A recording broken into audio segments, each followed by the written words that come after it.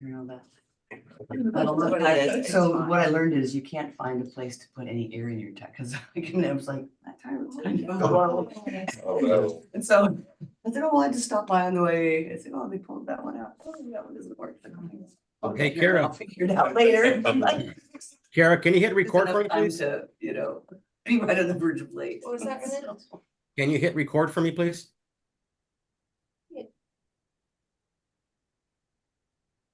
And just save it to the Zoom server. We'll download it later. Okay.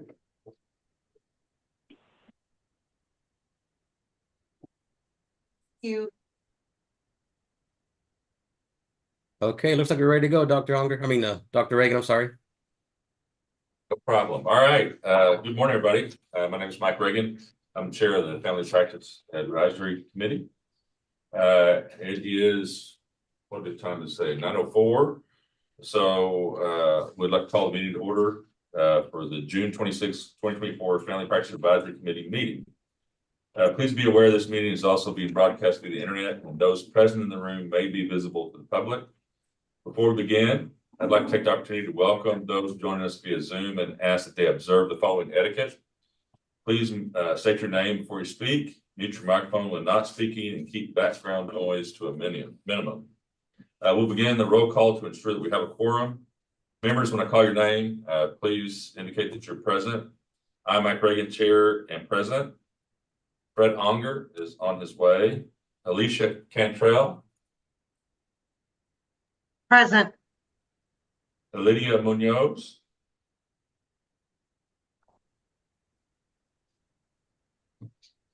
Mark Nadeau. Here. Lisa Nash. Present. Damon Strands. Dana Spurdy. Here.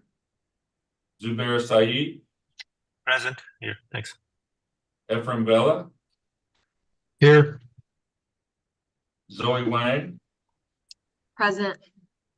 Justin Wright. Present.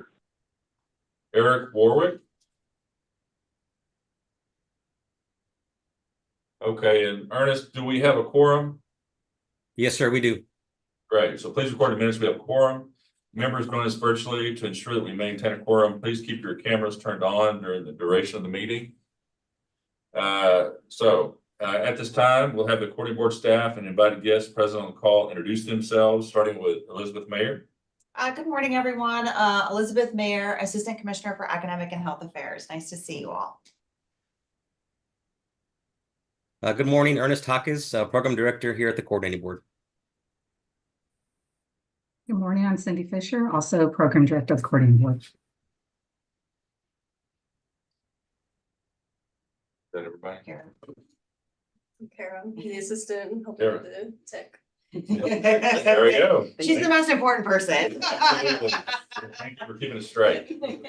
And is that it? That's everybody? Yes, sir. I think we have one other person on the call, Jonathan Nelson from TAFP. Hey everyone, this is Jonathan Nelson. I'm with the Texas Academy of Family Physicians. Thank you. Welcome, Jonathan. Okay, let's move on to our first agenda item, which is approval of minutes. Agenda item 2 is a consideration of possible action for approval of minutes from the June 14th, 2023 meeting. Members, are there any comments, corrections, or additions needed to be added to the minutes?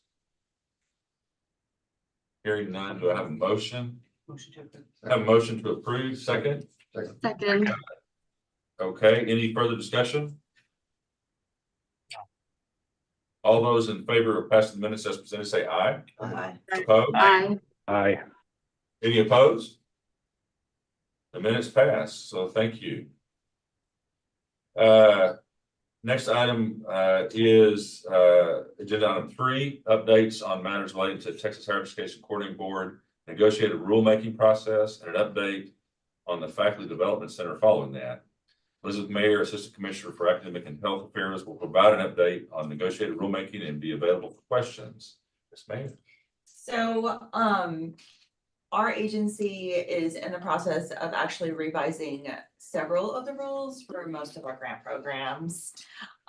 Several of them have not been revised in at least a decade, sometimes more. So this is kind of an opportunity for us to make sure that the rules align with statute and or practice, if there's things that we need to kind of discuss. We had the negotiator rulemaking committee meeting on Monday, and there were a couple of items that kind of came up that we're kind of still working through. One was related to the post audit. We, I think, mainly got through the entire set of rules, but that is still an outstanding question for legal at this point. And so Ernest and I are gonna work with them to kind of see what kind of language we can massage based upon legal's opinion and the state auditors. Some of the discussion was based upon the text of the rule that seems to drive the decision-making of the administration of the programs, and sometimes it sounds like a lot of the programs read that as requiring an audit.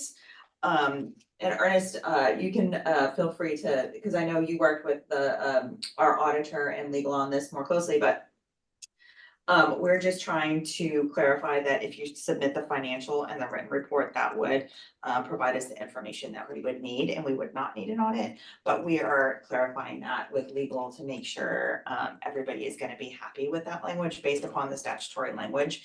The challenge is post audit is in the statute, but the statute is from 1977. So, because Ernest, you checked with the state auditor's office, and that's like not even a term that they really even use. Is that? That's correct. So I think the agreement is we reached an agreement. So I believe we're okay with not requiring the audit. So I think that decision has been made. I think it's, Yeah. I think the suggestion to use the post audit language in the rule was because it's in statute. And the SAO's office and our internal auditor felt that it was probably necessary. But checking some communication emails that went back and forth a couple weeks ago, I asked that we not include it, and our legal counsel was in agreement. But for some reason, I think based on the auditor's feedback, we included it. So I'm just trying to see, can we in fact take that out or reword that to not include post audit or define post audit? I think we tried doing that in this iteration of the draft rules by listing, you know, or using the word post audit and identifying what the post audit would look like. But it sounds like, you know, folks still aren't too comfortable with that, and I'm okay with that, and we're okay with that. So it's just a matter of getting the right vernacular in there for legal to be okay with and satisfy our auditors' concerns with that. And I think we'll be okay. I think the ultimate result will be we'll take that word out and just kind of rework that section to just to directly say we're going to require the written report and an expenditure report, not so much a financial report, but we're going to call it an expenditure report. Expenditure report, yeah.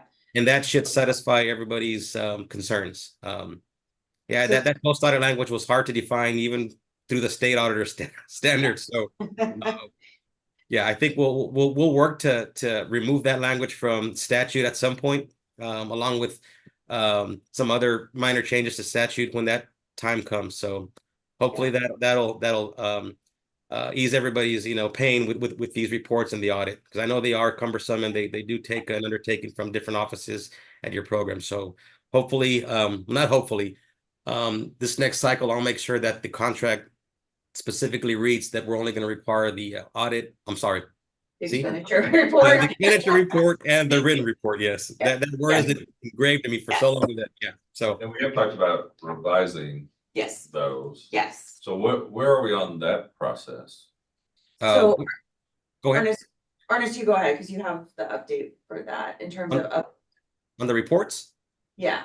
Yeah. So with the reports in mind, the great work of the work group, Dr. Reagan, Ms. Cantrell, Dr. Sprudy, and Tom Banning, we were able to simplify the written report.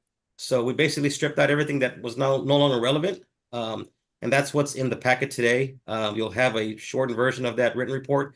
And as well, during that discussion, they brought up the financial report and how difficult that is to put together.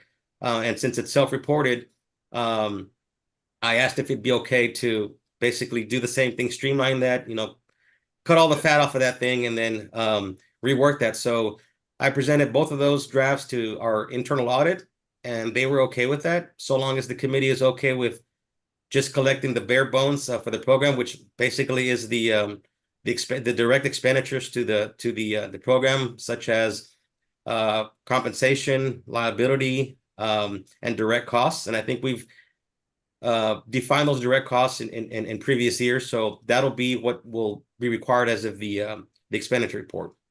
Okay. And We that won't is have- an item I see later on, Yeah. and so we Yeah. can talk further about. Yeah, and we have, and those are in the packets, and we'll talk about that later on in the agenda, but that's the plan. Like I said, the internal auditor has okayed that. And it's so long as we're okay with it as a committee, we'll implement those in the next cycle. Once these new draft rules get approved and all, then it'll go into effect, in December. But again, we won't require that audit in December. That's good.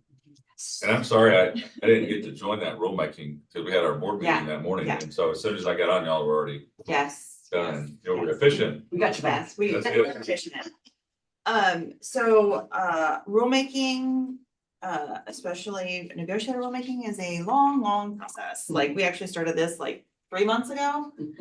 And so what happens next is, we're gonna clarify this one kind of outstanding item with our legal, get that hopefully buttoned up, and then what will happen next is, it will be submitted to the Texas Register on July 29th for public comment. So if there's people who potentially couldn't join or weren't a part of the negotiated rulemaking, it still gives them an opportunity to comment. And then after that, I'm sorry, August 9th, the proposed rules will be published. We're gonna submit them on the 29th, and then they'll be published on August 9th, I'm sorry. And then we'll do the public comment period, which will end on September the 7th. And then those rules will go to our October board meeting for final hopefully adoption by our board. So it won't have any effect on the application process, because the next application cycle is due sometime in Correct. August, right? Correct. So then we'll Yes. still have time for the Yes, auditing. yes, and most Okay, of that didn't perfect. change. I mean, there was some wordsmithing. I mean, it really just gives you an opportunity to kind of look at something like the language of a post audit that's in the statute. Well, I think there was some simple, well, I don't recall the details of it, but I thought there was some simplification of the application as well. Yeah, So and I will think- that be the next cycle then? Yes, I think so. I think Ernest is working on, we'll work on all of our forms and things to align. So this is kind of like the first part, and then we'll adjust the application. And then you guys are gonna talk about the adjustments to the others reports to tighten it. Okay. So this is basically a streamlining opportunity. And we just have to work with our legal and audit and make sure all of them are happy, but also conveying the administrative burden that some of the things have historically caused, and see kind of where the opportunity to negotiate some of that is. That's good. Thank you. I think the program director will be happy, Yes, absolutely. That's wonderful. So for sure. that's our timeline, and so that's our update for that. I'm actually gonna have to leave because I have another negotiator rule meeting. It starts at 9:30, but Ernest was on there, Lisa was on there, and a couple other folks I think were on there as well. So I thought it was a good process. I know we did talk about the statutory challenges. And Jonathan can probably speak to this better than I can, but you open the statute, so you could change things, but then there's potentially other things that could get changed that are unintended. So, because the statute does say family practice, and I know there was discussion about we would like it to actually say family medicine. The post audit language is still in there, so, just kind of wanna clarify, I would recommend kind of Tom and Jonathan's guidance about whether is the juice worth the squeeze about opening the statute for something like that, or can we massage it enough with the rules? Yeah, I come down the side of the rules because Yeah. you open Pandora's box potentially. Yeah. Yeah. Yeah. We changed the name 30 years ago, but I'm fine with leaving it. It's okay. As long as the money flows, it's okay. That's right. That's not what it means, right? So. Yes. That's the important thing. Yes. Yeah, I think we agree as well. That rules Yeah. would be better than opening the statute. Yeah. Yeah. So Very good. I think we've massaged it enough Yeah. that we're in a good enough spot. Okay. That's good.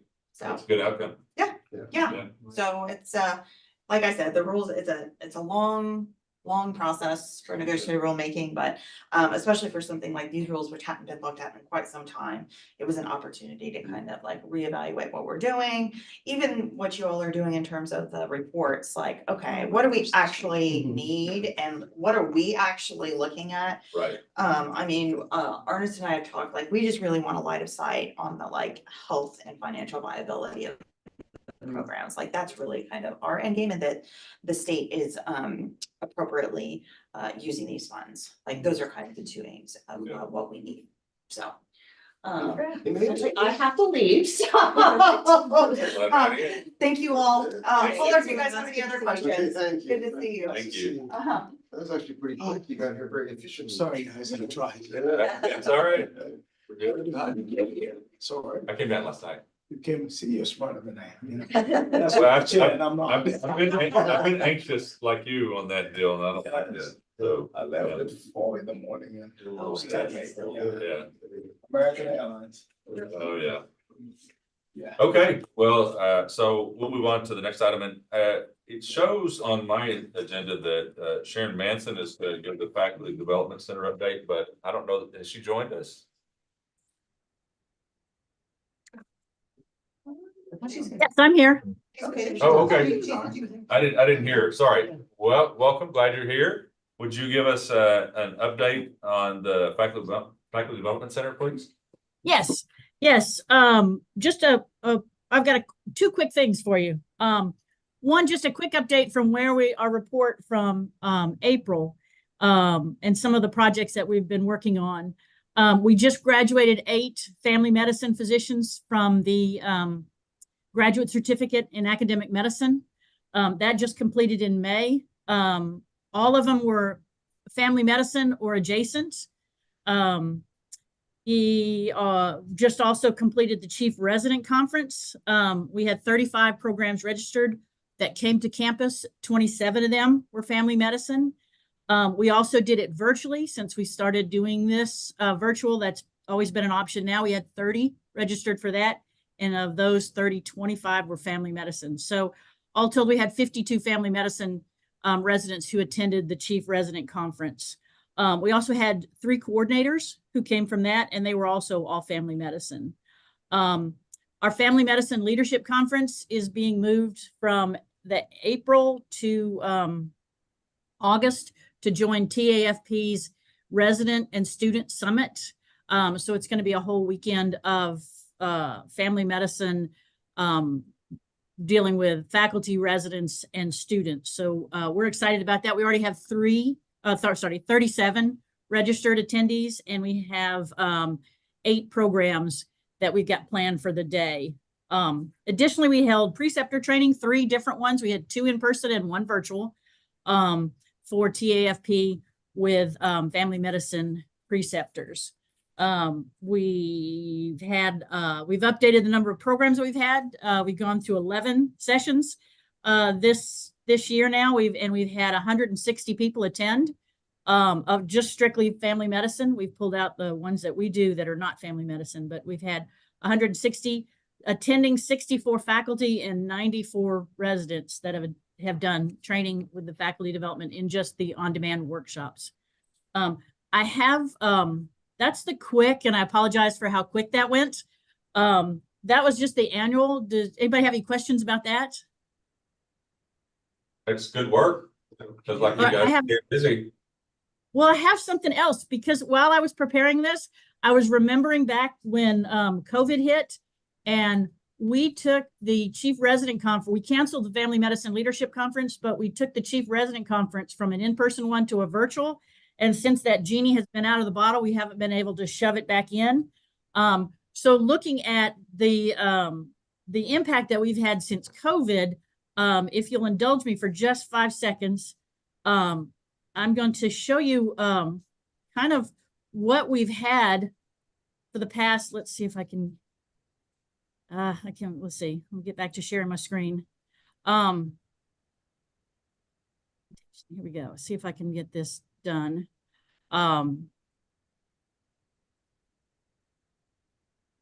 Let's share this, present this. Okay.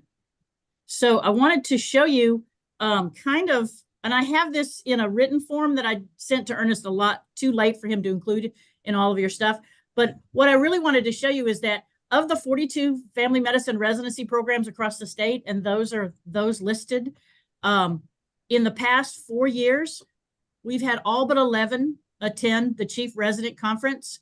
And of those 11, 4 of them are brand new residency programs, which are founding program directors are 3 of the fellows from GCAM, and another one, Dr. Edwards, that we have met through preceptor training. In the Chief Resident Conference, we've had a total of 461 participants, and of that, 277 from 2020 to 2024 have been to the Chief Resident Conference. And the cost of the Chief Resident Conference is $200 for Texas Family Medicine, or $100 if they come in person, because we discount it so that we try to get them to come in person. And if they bring their coordinator, the coordinator comes for free. With the Family Medicine Leadership Collaborative, we canceled 1 year, but we've had 27 sessions and a total of 184 participants that have come in just those 3 years. If we look at statewide attendance, of who we're hitting, we've hit 71% of the programs have attended the Family Medicine Leadership Conference at some point in time. There's only 8 that have never attended, and 4, well, it's 12. So 4 of those are brand new, and 8 are have just never attended at all. And so we need to do more work on getting to those that we haven't been able to get in touch with. Our on-demand workshops, you can see we've increased our total number, and that's the total number of participants that have attended. We've done 14 versus 8 from last year. And these are kind of our folks that keep asking us for repeats. And we need to, again, do more work on that, because they're eligible. All family medicine residency programs are eligible for 2 workshops a year with no professional fees. And if you go through STFM, it's going to cost you $4,500 for half a day, or $6,500 for a full day. So that's one of the things that we're working on next year, is a newsletter with topics for each quarter. So hopefully we'll get more input with that. It'll make our jobs much busier, but hopefully it'll definitely increase the access that people have to the Family Medicine Leadership or Faculty Development Center. These are our fellows from this year, and you can see all of them were either partially funded or funded by some funding from the coordinating board or from the workforce enhancement program here on campus. That's just what the fellows say, and you can look at that later. These are the dates for next year. So if you know of a fellow that's interested, we're still taking. We have 4 from family medicine and 2 from internal medicine right now, and we'd love to have more. It is, we've flipped it to days on campus, 8 days on campus and 7 days virtual. So we do every Friday. We do a virtual session to make it easier for them to work within their program.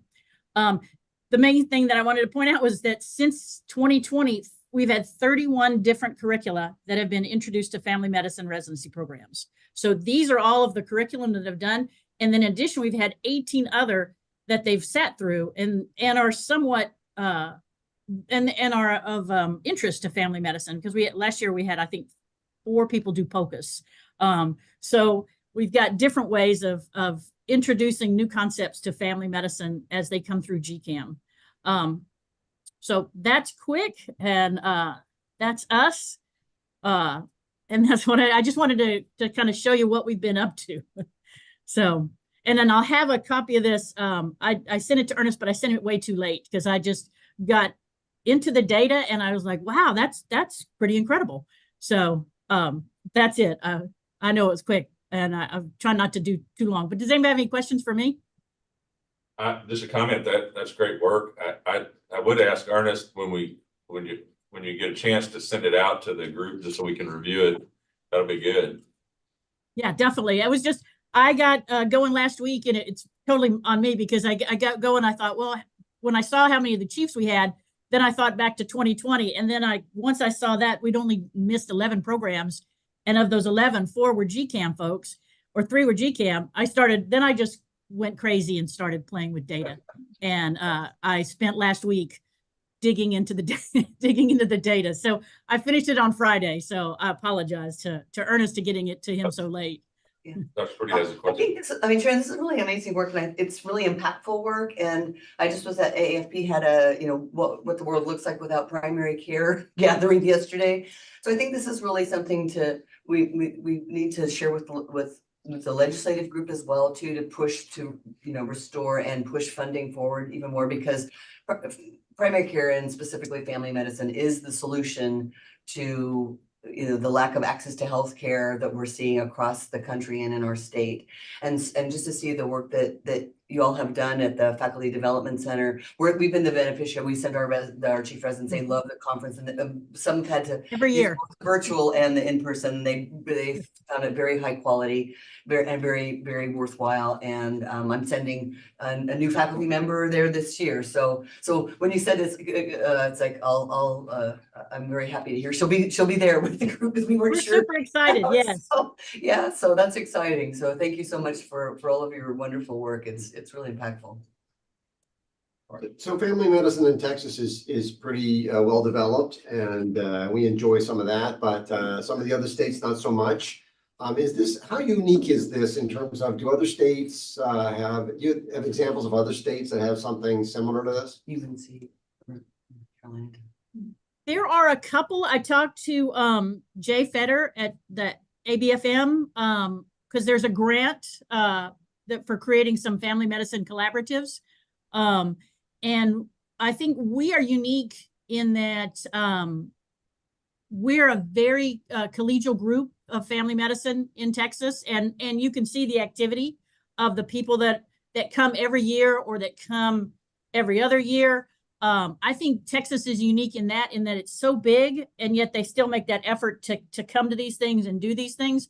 There are a couple of like he mentioned WWAMI up in Washington, Alaska, Montana, Idaho. Yeah. That's it. And then North Carolina also has a system. Yes. Yeah. So we're fairly unique in that. And so we do have ways to grow and to expand what we do. Yeah, the ACGME wants us to be involved with these learning collaboratives, and I think this certainly meets the whatever definition, even the strictest definition that people throw around. I think what's eventually going to be included is still fluid, but Yes. I think in Texas we've got this, and then, you know, the other activities we have within the Leadership Conference Program Directors groups, that sort of stuff. So I think we've got a lot going here in Texas to support that need. We submitted a grant application, but it was too broad. And we wanted to do travel grants because Texas is so big. We wanted to do grants of travel because those are the barriers of time and travel.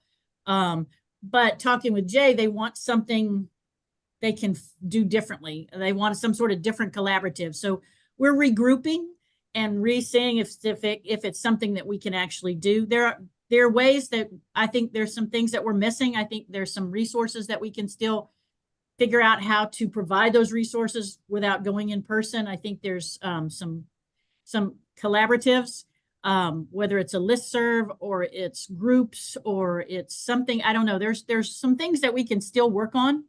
But the good news is that it is such a collegial group, a collaborative group, that we're not fighting over territories.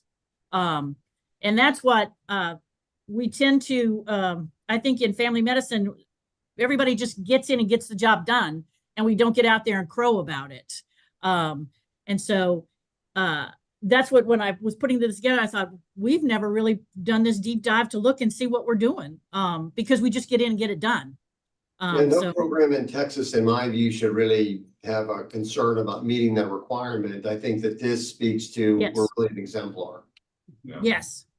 But also, but bringing in new programs so they understand that as a resource and a way to meet their requirements for learning collaboratives, but also as a resource. So yeah, it's a little sad that some of the programs have not been able to or decided not to participate yet, but I think that, you know, that outreach is the key thing. I was just saying, if we can, I mean, if Sharon, if there's, I mean, certainly we have program directors on the committee and resources there. I'm happy to reach out, or if that's something that seems like it would be appropriate. It may just be that they weren't in a position to be able to do it. I mean, we don't know the individual circumstances of those programs, but I'd be happy to reach out. They're probably paddling pretty hard if they're a new program. They're ahead of what- Upstream. Yeah, Probably don't even know that this. Well, and then, Yeah. because that's what, Yeah. yeah. I don't, sometimes you don't know what you don't know. You know, it's like a Right. program director, you know, you just gotta find things out on your own.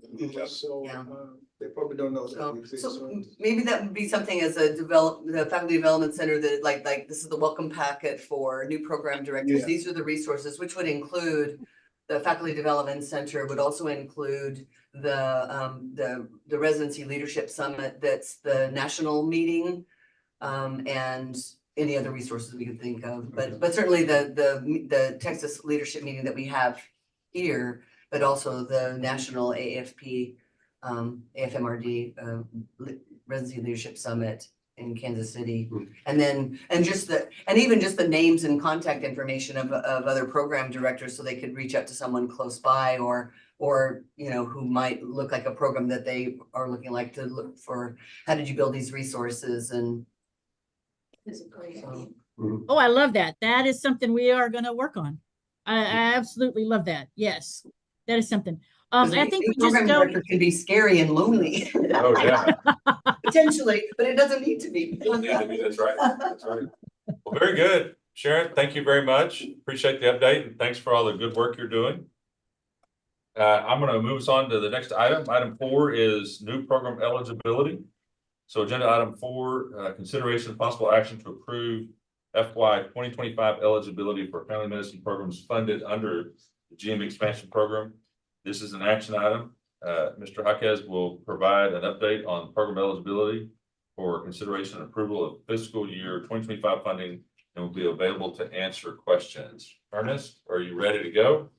I think so, Dr. Reagan. Thank you. There should be a slide up on the screen. I'm having issues on my end, so I can't tell if it's That's good. Okay, good. Okay. So this next slide here is a list of all of the potential programs that are reach eligibility in those coming years. I've grouped them by the year that they'll become eligible. For now, we'll focus on the first one at the top of the list, UT Health Science Center, Tyler in Athens. New program that started July 1st of 2021 and will become eligible or is eligible as of now and eligible for funding consideration this September. They're approved for 18 residents. So I've included those in the scenarios once we get to that point. But just wanted to put this list together. Cindy Fisher was a great help in getting this list together of all the coming programs in the next few years to kind of put things in perspective on the number of residents that'll be added to the allocation pool. So with that, I'll turn it over to Dr. Reagan, and of course I'll be available for questions. But some of the programs towards the bottom, I don't believe they started, and I think Cindy can kind of answer some questions related to those programs. But again, let's see, we're looking at what 15 or 10 or so programs, and about 201 residents within the next 5 years or so. So I count 11. There's 11 programs. Okay. All 11. of those come forward, and 201 additional residents. And I do want to add, if y'all recall, last year we approved HCA Arlington. Unfortunately, they lost their accreditation, so they're no longer eligible. So they are not part of the scenarios moving forward. And I did receive an official notice from the program that they were ineligible and will not be seeking funding this next year. They're still going to be required to submit reports because they receive funding. And I believe Sherry Morgan, who's the VP for operations there, will be in charge of that. But I am in communication with them. But again, we lost them, and they were a pretty sizable program too. So, yeah. Well, so the history on this, y'all recall that we have discussions about diluting the money, so the existing programs see a dilution in their funds. On the flip side, there's I think there's always been a kind of a sense in family medicine that we're a movement almost, a social movement trying to improve access, like you said earlier. And so expansion is actually a road toward that. You get better expansion. And I'm just looking, a lot of these look like they're smaller cities as I'm running through the list. And you can see the value of that potentially for rural Texas. And that's been an overriding kind of belief is that we want to try and get our docs, our trainees out to those rural areas for access. I think it still is an issue across the state, access. I know in our community, which is not a small community, we're short probably 40 or 50 primary care docs in Lubbock. And so, and I'm sure that's true in your communities as well. But so it's always a question. And this year, it looks like the question is really about one program, and that's the UT Tyler program in Athens. Is that right, Ernest? That's correct. Okay, and so I'd open the floor for discussion about whether to roll this program in as we have in the past, or if there are other thoughts about that. Support comments. We're about growth. Yeah, I mean, I know that there's always the dilution factor of it, but I Right. think that it's an equity thing and we should support the expansion of family medicine training programs. And I'm speaking for that side as well. I would say that, I think, it should be helpful. We give the information out to programs about what the change in the denominator has been. Mhm, yeah. I mean, because, people go back and they have to, well, the number, it's X, which is the appropriations amount over Y, which is the size, the place is split. And I think people just want to know, but I think we've got broad support for that. So I support that. Yeah, this is slightly off topic, but there are two programs that have closed programs and now are reopening programs. So I think that we also, I don't know legislatively what that looks like, but I do think that there needs to be consideration too about when hospital systems are, if they're shutting down programs and then they're reorganizing, then coming back for funding. I don't even know what that means. It's just that there was a pretty significant burden for program closures, and now we're seeing reopenings and that. So Remind me of the programs that you're. well, they were in the valley, they're in the valley. The Rio Grande Valley, yeah. These two programs specifically.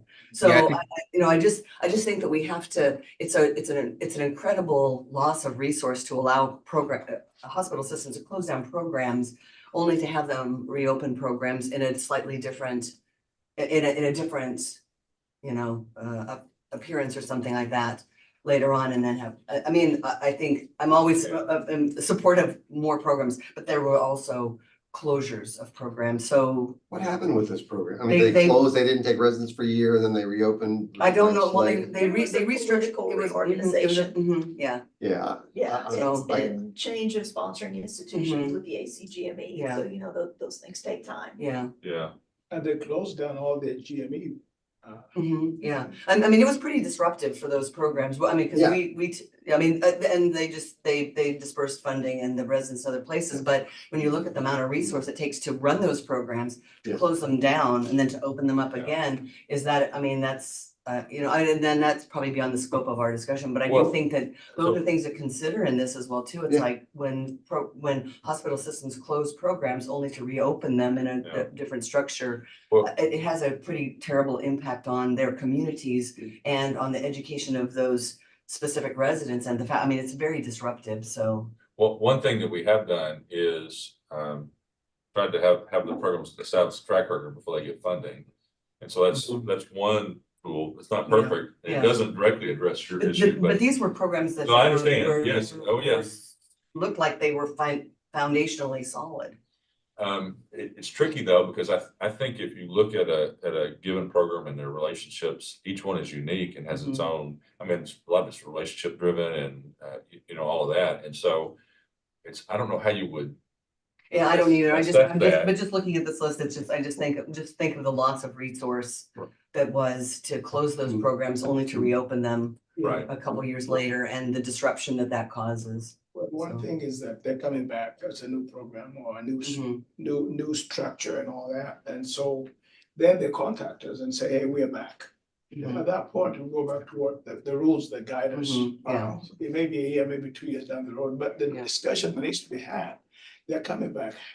What's their financial structure? They probably have resources to hold them together until that time comes when, and those resources may be somebody left a whole lot of money for them to continue on. And so they're really not at risk right off the bat. There's some financial discussions that have been had, obviously, to be able to see the value of the residency program, be able to support it. for that time. So when they apply, we just put them back to the original pool. Because if you put them right back in, some of these programs are huge numbers of residents. They just kill the bottom line big time. They decided that they did not want the program or that it was not necessary for their community at that particular time due to whatever reason. But now that they're coming back, obviously they've discussed some financial structures, that put some financial structures in place to keep the residency programs going until that time they become eligible.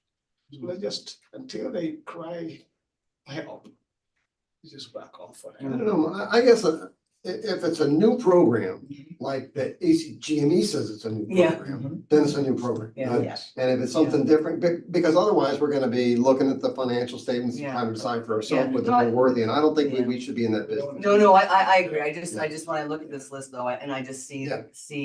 that it just, I don't know, it just, Yeah, I it think- gives me pause for the disruption to those communities, to those residents, to those programs. Yeah, well, unless we're gonna have a process, so to do Yeah. that sort of vetting, I think we just, ACGME Yeah. says they're in a program, then they say are. Yeah, all right. Yeah. They're in a program, and then they have to have a track record. Yeah. Right. And then, you know, and every program early on is gonna be at some risk, probably, Mhm. as things unfold. Mhm. I think the other thing that the waiting period does for us is first we get that track record piece and they get to demonstrate some success. But that also gives us time to get to the new biennium, to go back to the legislature and say, okay, we've got 201 new residents coming into this pool over the next however many years and request that, Time to augment it. yes, Yeah. request that augmentation in the allocation of funding. And that's a good place to go from a legislative standpoint. I think Jonathan and Tom can take that and run with it. Yeah. And we can help, certainly. Okay, so good discussion. So on the table today is one program, the UT Tyler Athens program. I've heard some discussion about the potential for rolling them into the cadre, the group. Do we have a motion? Motion to approve. A motion second, okay. Any further discussion? Okay, all those in favor of approving the new program and including it in the system, please say aye. Aye. Aye. Okay, any noes? The motion passes. So thank you. We'll move on to item 5. This is consideration of possible action for approval of fiscal year 2025 funding recommendations. This is an action item. Ernest will again provide the committee with funding scenarios, recommendations, and then be available to answer questions. Ernest. Okay, thank you, Dr. Reagan. Up on the screen, we'll start off with basically a recap of how we're ending this fiscal year 24. So the appropriation, as you recall, was $8.25 million. And the breakdown as far as expenditures were as follows.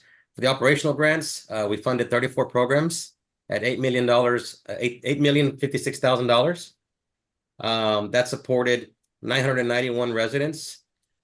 We had 1,004 residents certified, but due to the off cycles and folks that were completing their training early, that number ended up being 991 as the total funded.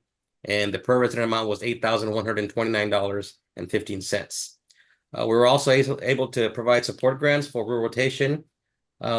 We provided 34 of those at $2,500, 2 public health rotations at $4,000, and the faculty development center at $100,000. We originally approved, I think, 36 applications, but we had 2 withdrawals for rural rotation. So that $5,000 will be rolled into next year's allocation once all the certified residents are in. We'll tally that, and that'll be part of that allocation process. Ernest, a quick question on the public health rotation. It says 2 at 4,000. Is it 2 at 2,000 for a total of 4? I'm sorry. Yes, 2 at 2,000. The Yeah, committee that's approved 3, but we only received 2 applications. Okay, so the total funding for public health was 4,000. Correct. Okay. And actually, that was part of a discussion for the negotiated rulemaking as to why we're only funding, 2 or 3 rotations for public health.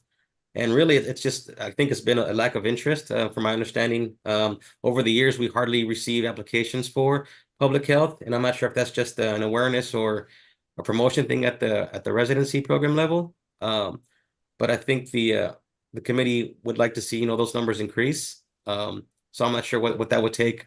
as far as the promotion and the awareness at the program level. But keep in mind that the rider for the program does specify the total amount available for support grants, and that's about $114,000 per year. So we got to keep that in mind when we're trying to determine the amounts of money for each of those programs for rural and public health. So yeah, so that was a concern of the committee, and we explained to them that those are probably some of the reasons why there's not more of an interest in public health. But I do send out emails to folks that have applied in the past, and every now and then we'll get a hit and get some applications in and fund them. Again, this year we have 2, so and I think they're completing their rotation this month, I believe, in Laredo. So yeah. Any questions on that summary? Lisa has a question.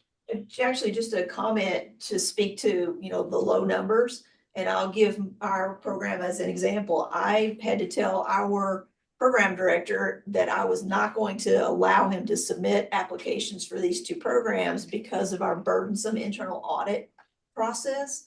So fixing that audit situation, at least in my program, will help allow us to have residents take access to these programs. That's interesting. Okay. Yeah. Good insight.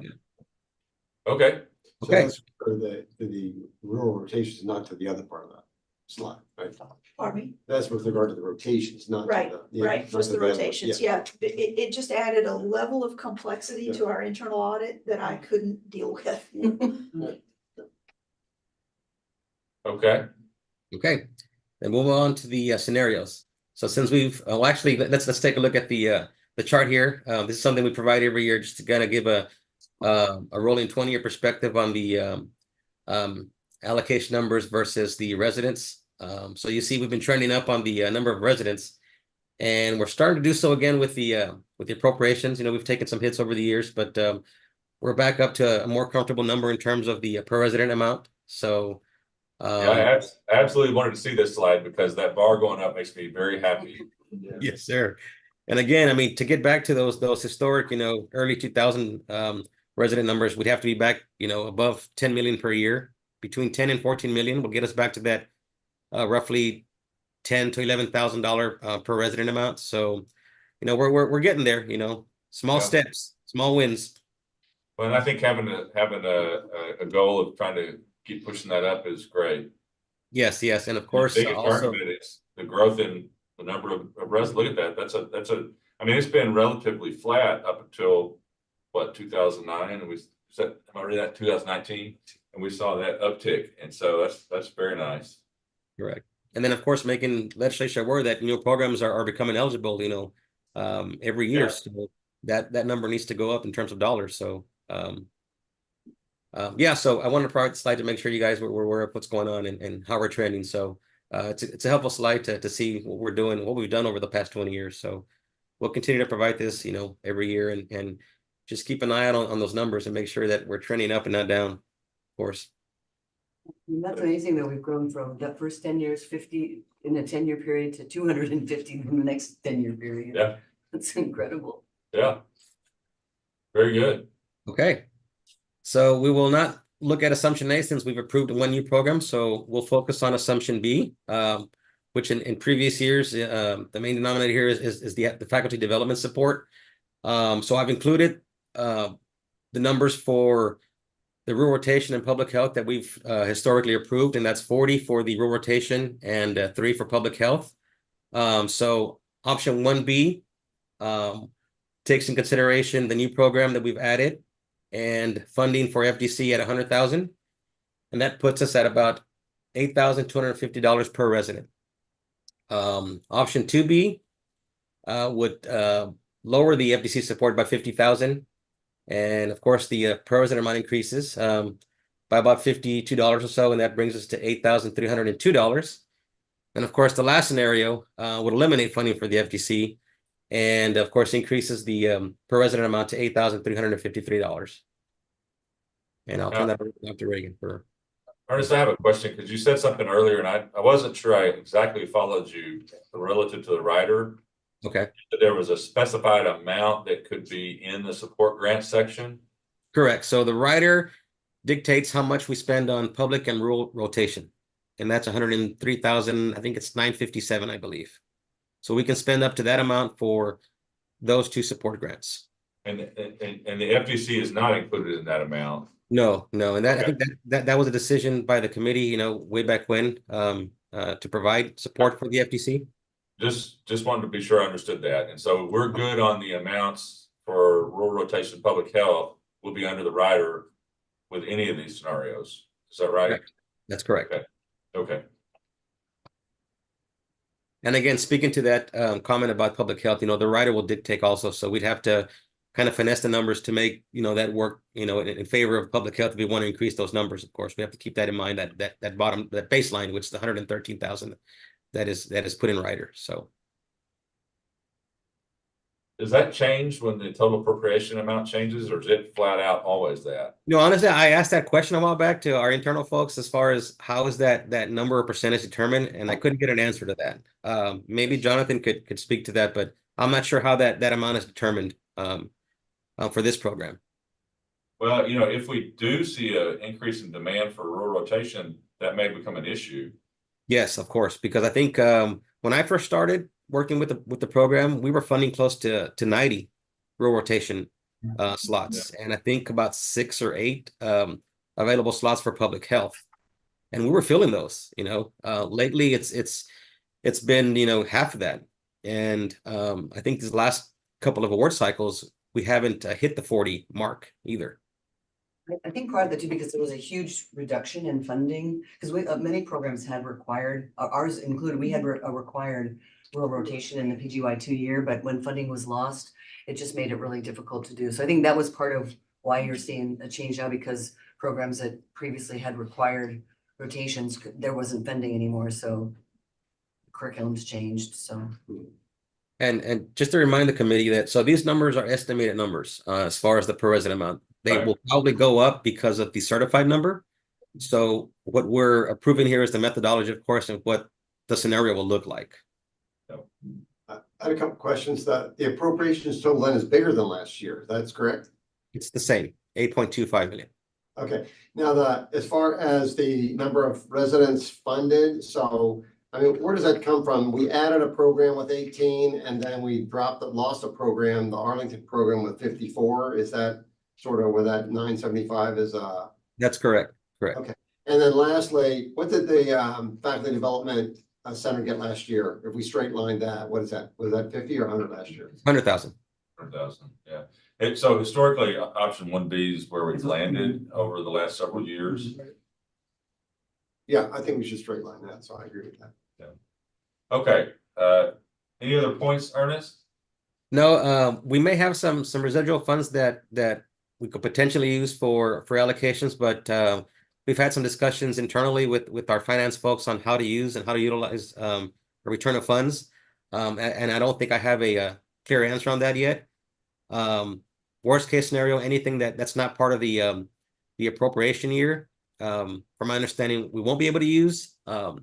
And I think right now we're looking at about 10,000 of 10,000 or so dollars that came back from the prior year through reconciliation. So I'm still trying to get a final answer on that. Otherwise, we'll have $5,000 from rural rotation application that were withdrawn that we will carry forward. Once I have a definite answer on the return of funds from fiscal year, believe it's 23. If we're able to utilize that for fiscal year 25, I will include that in the total allocation for running the allocation amounts. Okay. And in the packet, you'll see the breakdown of how these aggregate numbers work out. Each of the scenarios is detailed in the packet, so you'll have a detail of each scenario by program. And remember, they're estimates, really good estimates. Yeah. Good guesstimate. Yes, sir. So, any other questions for Ernest? Okay. Do we have a motion then for adopting a funding scenario? And for 1B. I have a motion for 1B. Do I have a second? Have a motion and a second? Second. Any additional discussion? No. Okay, so all those in favor of adopting funding scenario 1B, say aye. Aye. Any opposed? So that motion passes. Thank you. Reagan, I'll abstain from the vote because the Faculty Development Center runs for my institution. Okay, very good. So motion passes. We'll move on to the next item, which is the annual written report summary. And let me find my notes.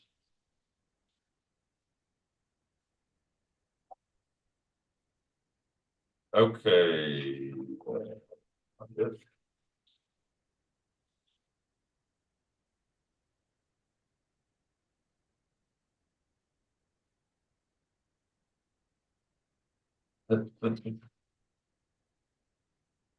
Okay, here we go. So I don't know what page that is, but it's in your packet.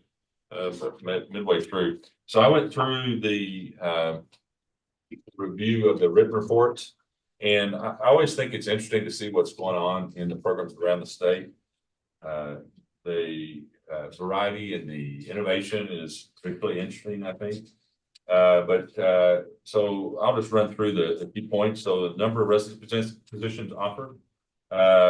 We had anything from a 2-size program in the first year to 24 in the first year. So some small programs and some large programs. We did have some change in position. 12 said yes, with 10 reporting an increase, 2 reporting decrease. Some were temporary changes, either up or down. 1 was returning to approved levels. 2 programs intentionally did not fill all approved positions because of funding concerns. That's 2.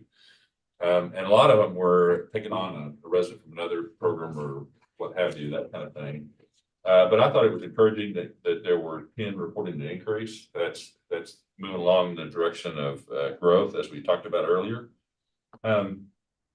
Almost all the programs reported filling first year positions except for 1 in the match. And I believe they filled after the match.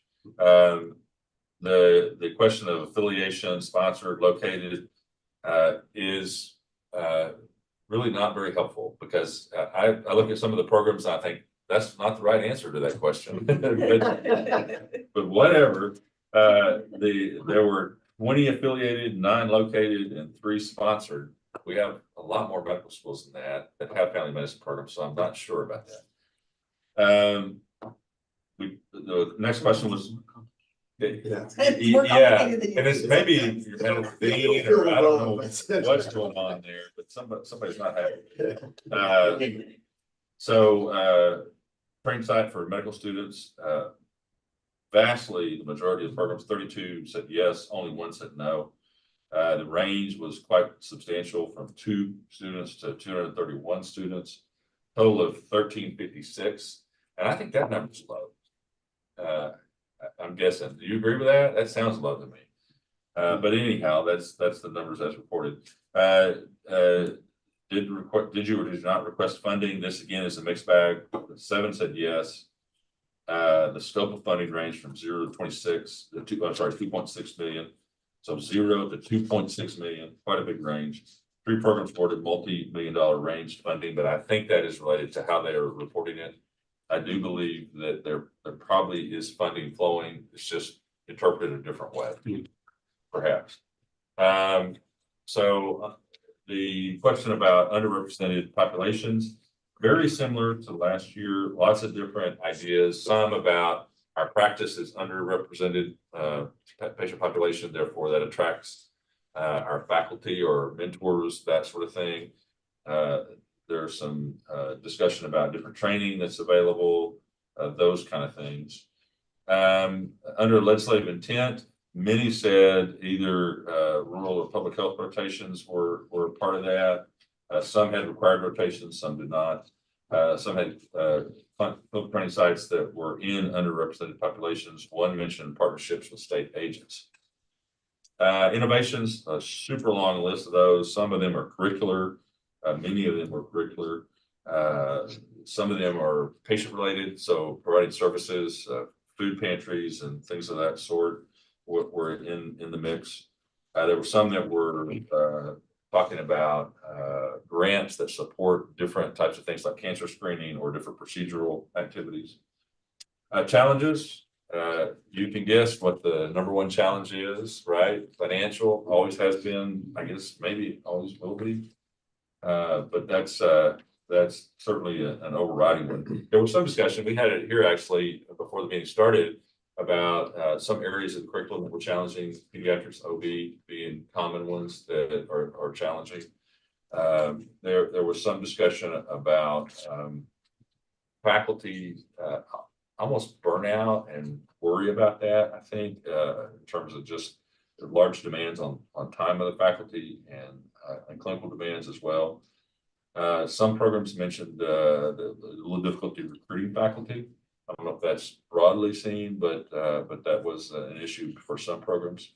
There was some discussion about concern about faculty salaries being low, and that might be a part of that.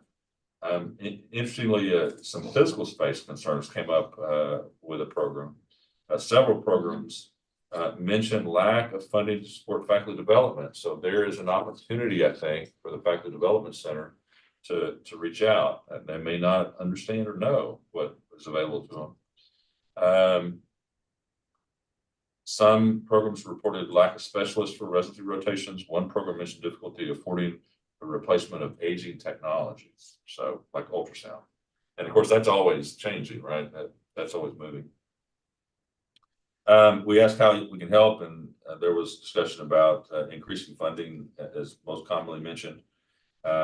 Some discussion about providing CME for faculty or resources for faculty development at no cost. Advocating for a fourth-year position. This one particular program that has a program with a fourth year. One program, or maybe even a few programs, mentioned funding international travel, and advocating for a broader scope was another question. Question 16, we had 4 programs that asked for contact. I reached out to all 4, heard nothing from any of the 4. I think they checked the wrong box. That happens every year. Every year. So that's the round out of that. And so any questions or comments about that? I do think we definitely want to retool this effort a little bit on the written report. And we'll talk about that in a little bit. You mean change questions? Break it down, make it. We talked about tidying it up. Yeah, we'll talk about that in a coming item. Okay. Okay, so that is it for me, and that's an informational item. Dr. Reagan. Yes, sir. I have a question only because it's mentioned here in your notes here. So, and this is something that we kind of talked about internally. The mention of the fourth-year positions for I think 1 or 2 of our programs. I know in the past it was brought up and it was a decision made by the committee to not fund them. But I wanted to get your take on that, or the committee's take on that, in case that comes up, for discussion, since we're going through the rulemaking process. And I think current rule does state that 3-year accredited program. Yeah. So as far as I know, and I may be wrong about this, is there one program that has 4 years? I believe it's JPS, John Peter Smith. Yes, Peter Smith. It's just John. I know of. Nobody else though, right? Not that I know of, no. Okay. And I think that there are programs that have fellowships, which is an additional year, and across a range of activities. OB, I think, is present, sports medicine, geriatric, all those things. And so if you open that door, then that might be a question too, potentially. Now, you said that in the legislative intent, it says 3 years. No, I think in the way the current rule is written, as it states now, I think it says 3 years. Yeah. Yeah. And so would that require a change in rulemaking? I think in the current rules, it's not addressed that way. So I kind of wanted to make sure that I bring that up in case we need to address that in rule. And was that discussed at all in that rulemaking committee? No, sir. No, Was there? That it didn't come up. Yeah. Okay. Ma'am. I don't think we can do that without additional appropriation, because if we do that, there's gonna be a significant impact to the per resident amount. So I think it's something worth looking at for the future with future appropriation requests, but I don't feel like we're probably in a position to do that at this point in time. So, the other question I have is, I don't know which way the wind is blowing at the ACGME level relative to that, because that was a pilot project initially, and I guess there were some others around the country, maybe. I don't know how many there were. There are. It was started with 10 and then the Navy dropped out. They had 4 programs, so it was like 6. So there's still some innovation and people trying to do some things, but the number's not big, it's small. Yeah. And I mean, at the program director meeting, at the Residency Summit, they're still pushing it, but I don't think there's not been growth. Growth of it. Yeah. That's my sense too, is, I'm not in favor of funding the 4th year Yeah. through this. But to get to your point though, about the 1-year fellowships in various things, right? Sports medicine and it's a host. OBE, Yeah. and there's a whole bunch of them. That would speak to that request for supporting expanded scope. And if we could make an additional request for another program in that regard, that might be something to consider for the future. It's a good idea. So that, Jonathan, I hope you're still on the call. That might be something to consider. Do we have a sense of? Yes, absolutely. About like how many fellowship positions in Texas we have for like sports medicine, geriatrics, palliative, OB? Is Cindy still on?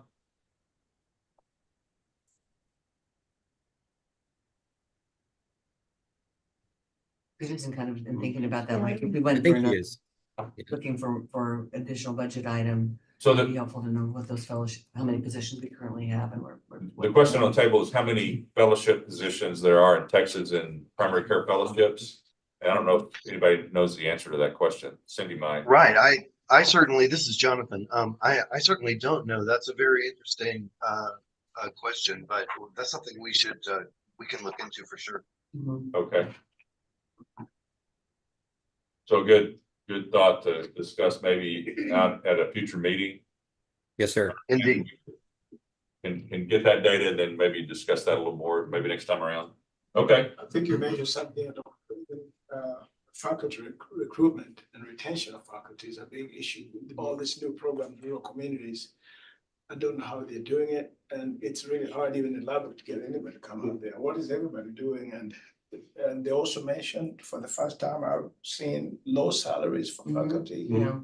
in medical education, for example. And what can we do at this level to try to improve that? Is it time to go back and look if there's kind of resources available, grants, incentives, for people coming to rural communities, for example, or even places like West Texas, we're relatively rural, for training and getting breaks, and be it student loans, because that money has kind of shifted. It's been there, then it's not there. And what can we do to try to improve recruiting faculty?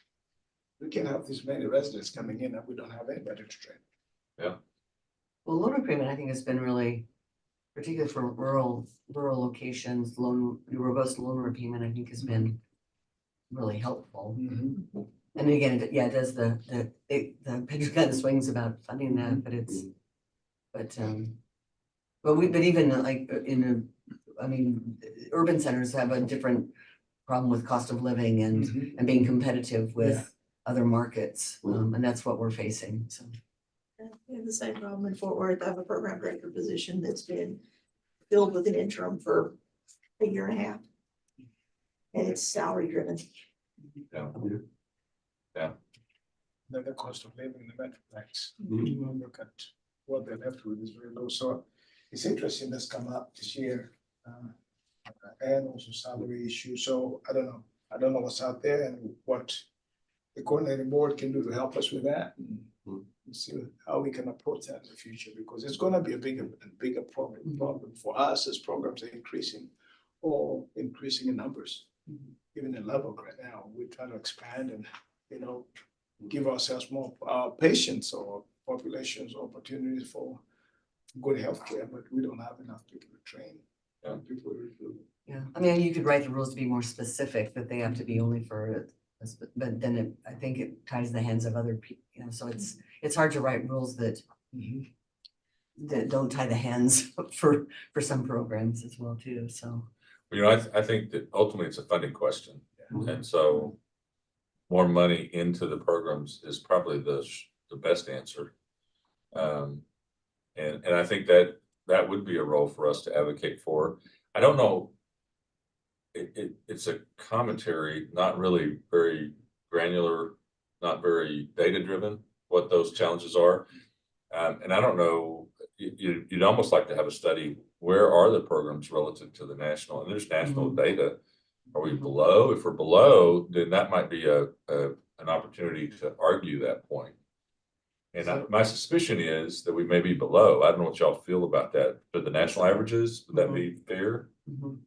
Well, there's so many different things. I mean, are you using AAMC standards or some sort of MGMA, like private practice, or some other metric to use? And I think every program is going to have a different salary mix. And Well, a salary study is what I'm thinking, and you could then have, you could put both benchmarks in.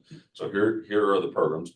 Yeah. And then here is the MGMA and here's the AAMC. And it gives a sense of whether how serious the problem is, and it also then helps make the argument for additional funding, I think.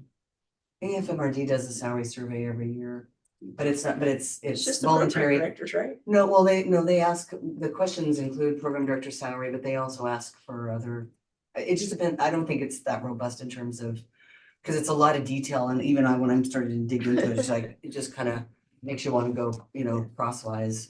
So I don't know how accurate the information, probably for the program director salaries, it's probably the most accurate. And then it becomes downflow from there, it probably less so, but I think it would be helpful to look at salaries and just maybe advocate for some standard, and I mean, sort of at a minimum, AAMC standard, or My sense is AMC would be a little lower. no, that's on the lower Yeah. side, but it is on the lower side, but even with Yeah. that, I think that there's some programs that are even below AAMC standards, so. Well, we're hearing about an unfilled program director position, and so, yeah. I don't know who would undertake a salary survey. Would that be in the scope of our activities, Ernest? I mean, it could be. We'd have to put probably a work group together to sort that out. But that's something we can potentially do. Yes. It might be worth pursuing that. Do we agree that might be worthwhile? Okay. Well, that could be a future item for us. Okay. Very good. All right. So that's it for the written reports. I'll pass the baton to Dr. Unger to discuss the annual financial reports. This also is an informational item. Dr. Unger, first let me say thank you for working through those financial reports. It's joyful, isn't it? It's gonna get better though. We're headed to a better place. Yeah, that's true. Get your ass crossway.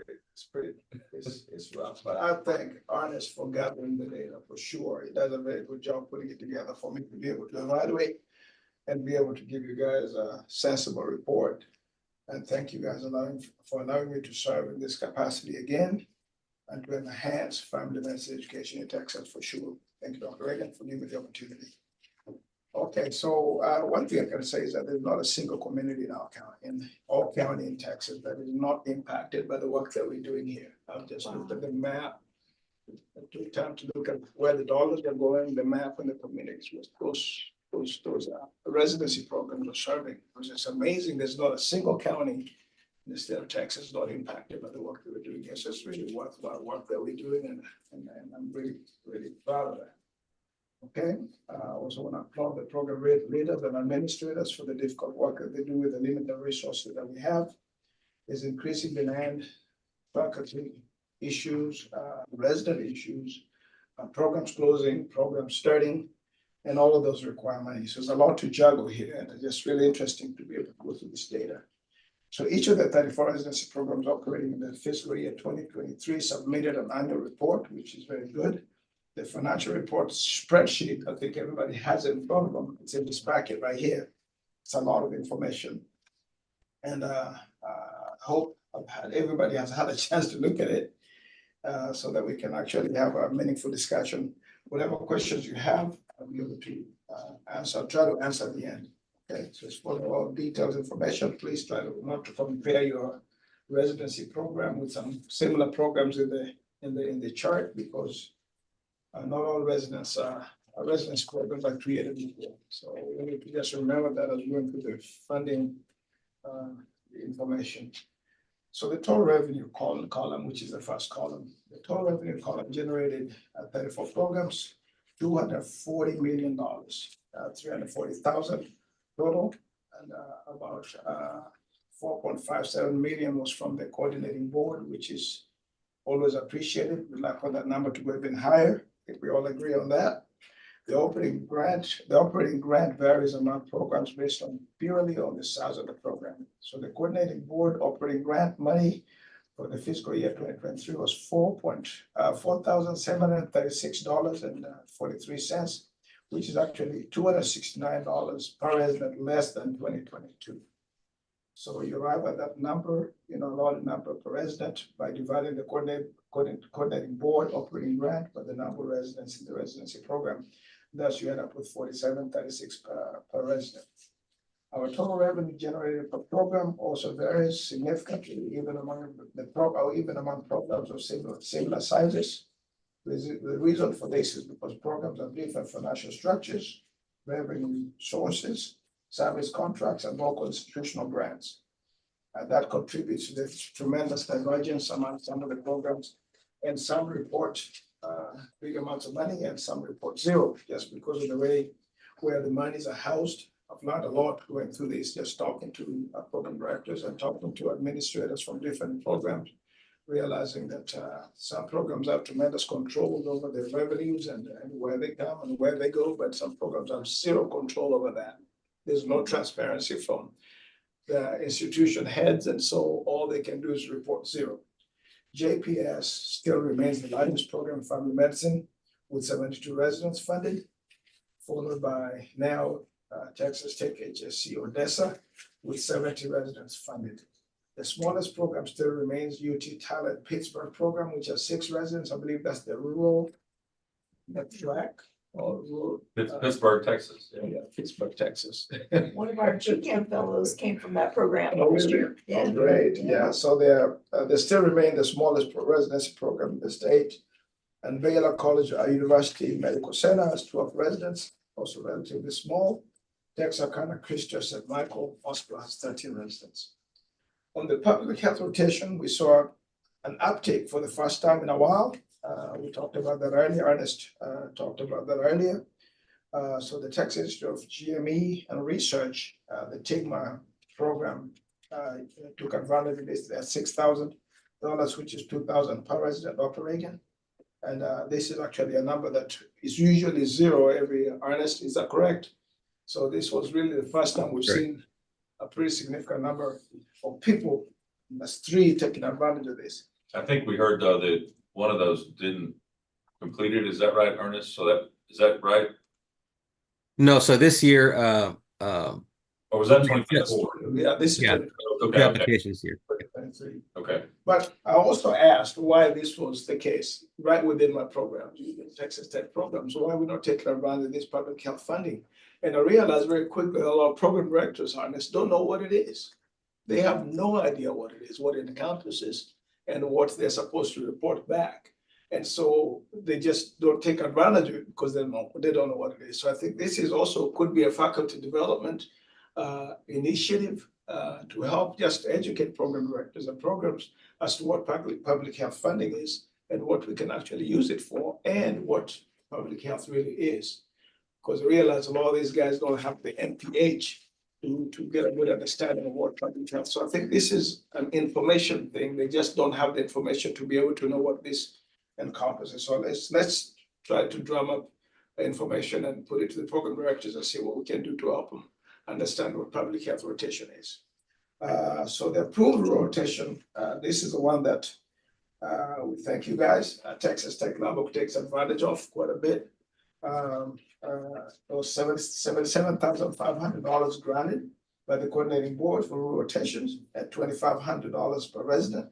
Texas Tech Lubbock had the most of this grant at $37,500 because of the program director and we required in the second year of residency. So because nobody else is taking advantage of it, we have quite a bit of approval numbers, and it's really something we really appreciate. So for both the public health and the rural rotation, there's a report generated by the programs. And they're required to generate that report and take it back to the coordinating board to show actually what the residents did, who they rotated with, and how it benefited the program or the resident. And so that's kind of an accountability level that is much appreciated. So there's the total grant column. The column is simply generated by adding the operation grant amount together with the rural rotation and the public health rotation. So it's really a simple arithmetic. And then the total percentage of total revenue column is generated by dividing the total coordinating board grant by the total revenue generated by the program.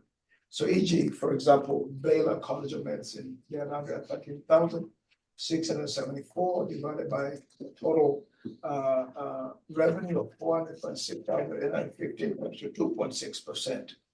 And UT Tyler on the high end, that's the Pittsburgh program. You do the same and they come at 12%. And so why is this significant? There are some programs that rely very much on the coordinating board money coming in. And so it's extremely important that we keep that flow going and that we maintain those high dollars, because some programs, like these small programs in Tyler, actually depend on a good fraction of their money, their operating revenue, their total revenue comes from the coordinating board. So it's really important that we keep that going. The average percentage of revenue coming from the coordinating board granted the program is about 3%, and Waco Family Medicine had the lowest at 1.04%, and UT Tyler, again, Pittsburgh had the assets 12.38%.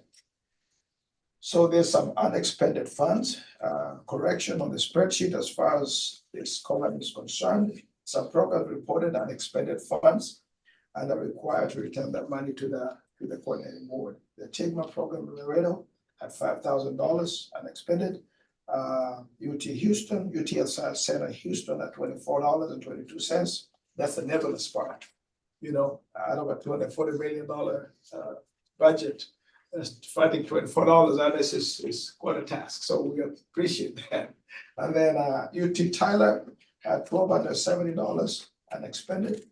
The other ones are UT Galveston, UTMB Galveston at $1,117, and then Tyler program Pittsburgh at $317 expended. And then this money shall be returned to the coordinating board, and that just keeps the accountability going.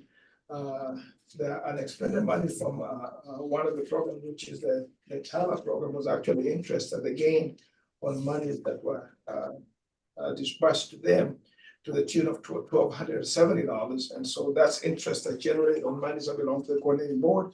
That interest needs to go back to the coordinating board. So it was actually not unexpended. They just made money off the money that we gave them. Okay, so the family practice residency program patient revenue.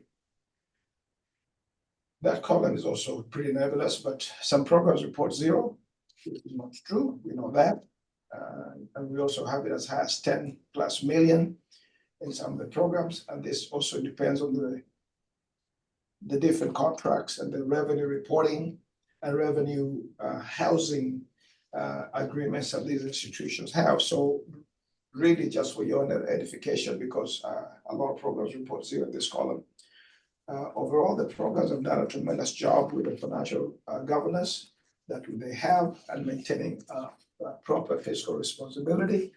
And it's kept all our programs viable so far. So we're really happy about that. There's also medical school revenue. There's quite a few programs here that reported zero in this column because they don't have an affiliation with any medical school. That for the ones that reported monies coming from medical schools, the largest amounts of revenue or money coming from these schools are TIGMA, the Laredo. 96% of their money comes from the medical school. The TIGMA San Antonio, 85%, and the UT Tyler program is Pittsburgh, again, 88%. So if you look at the 88% coming from the medical school, plus the 12% coming from the coordinating board, that's their money right there. So any of these shakes on any of those two areas can actually make this problem go away pretty quickly. So we need to be very careful with that. We also need to be very careful, making sure this program remains viable. Okay. So the rest of the medical school revenues, etc., fairly straightforward. They just money is directly given from to the residency programs. from the medical schools, and you can read that on your own. And then we have the hospital local revenues. Memorial Hermann Health Center had $13.34 million reported. Christian's Health and Sport, Corpus Christi, 8.71 million. JPS 7.16 million. Methodist Houston 7.2 million. Those are the guys who really have the highest monies coming from the hospitals and local revenue. And local revenue would be, hospital district tax base. I think JPS takes advantage of that.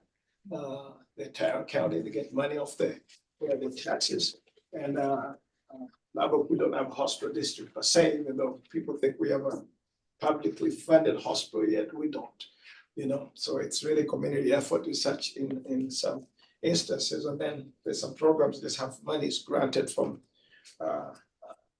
rich organizations out there that can actually support those programs. So unfortunately, this area also some programs reported zero.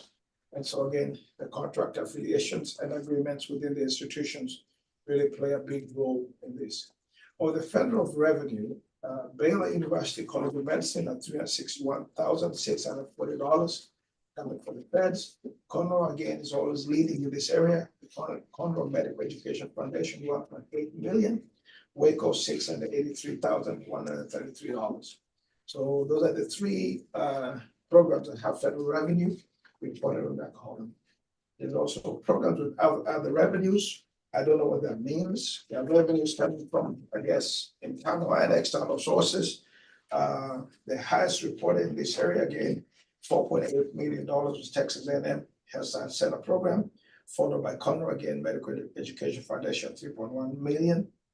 And about half of the programs reported zero again in this column. Okay, the subsequent columns that we have are pretty self-explanatory, and they're just divisions of what we've talked about earlier on that page, and they're pretty straightforward. I'm not going to bore you with that. And then the total expenditures for the programs, the amounts are reported on the AG column. You guys have that. And as you can gather by now, most programs report a neutral ledger on the revenue and cost columns. The program that reported the highest total expenditures was Memorial Hermann at $18.6 million. I don't know how they arrived at that number, but then again, they also have a lot of money that we reported earlier. You guys can appreciate that. Waco Family Medicine at $18.97 million, Texas A&M Health Science Center at $15 million, and JPS at $12.9 million. The lowest total expenditure again goes back to UT Tyler's Pittsburgh at $232,000. The average total cost across the program is about $6.95 million. The average total cost per resident across all programs $240,711 per resident. The direct resident cost, that's fringes, salaries, etc., $2.33 million. And then the bigger the residency program, just like JPS, for example, and the Odessa programs have the highest numbers in this total expenditure columns. Okay, and I also have a report here from the Faculty Development Center. Thanks to Dr. Nash for putting this together. And really, the one thing I need to report here is that the total revenue that they got from the coordinating board last year actually came up to $123,950. The non-coordinating board revenue was $81,670. Most of those monies were expended. So I don't want to repeat everything that Dr. Manson said earlier, but there was personal compensation for staff and what have you, training activities and programs such as graduate certification medical education that she talked about earlier, Family Medicine Leadership Conference, and Family Medicine Chief Resident Conference, and also maintenance of operation costs, which were quite a bit of money. And there's a report also. I'm not sure I see that. Is that in It's the not in our packet. It's not on the packet. Okay. Yeah, next time we're probably gonna put that there so everybody can see it. But really, all the monies that we were reported were well accounted for, and we're proud of the work that they're doing. With that said, I'm open for any questions. it's a lot of information. I was running through it very fast. Ooh, Dr. Unger. You know, the one comment I would make, Can is you do it always. next year? No. The one comment. Representative on this committee. One comment I would make is that I'm always looking for what the secret answer is. Some programs seem to have a different approach than others. Yes. And it may be that that's right, but the obvious one is the FQHC group has a lot of funding, I think federal funding that flows and patient revenue that flows. But it is interesting, the differences, and I gotta believe that, again, there's variance in how you report this.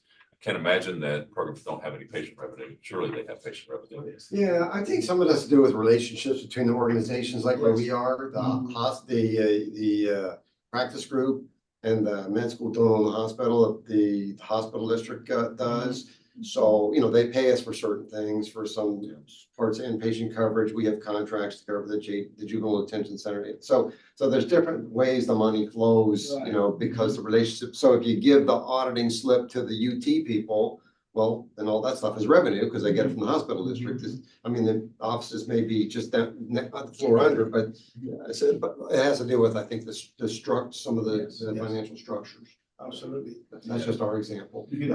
But you know, an example, simple example, way back in the dark days when I was program director, I wanted our residents to have time with our faculty and not be on rotation like all the time, right? No concentration. But that wasn't my intent. My intent was the faculty mentorship piece, but that had the intent of residents being in clinic more, which resulted in more patient revenue, right? And so there are things that you can do structurally that improve revenue. And I don't know that we get the answer by reviewing the reports, but I feel like there's an answer out there somewhere around that, like a best practice almost, you know, of how you can do that. But every program, you know, you get down to the local level, there's all those issues and relationships and how it's structured and all that, which makes it pretty complicated. But it's an interesting observation that there is this range out there, I think.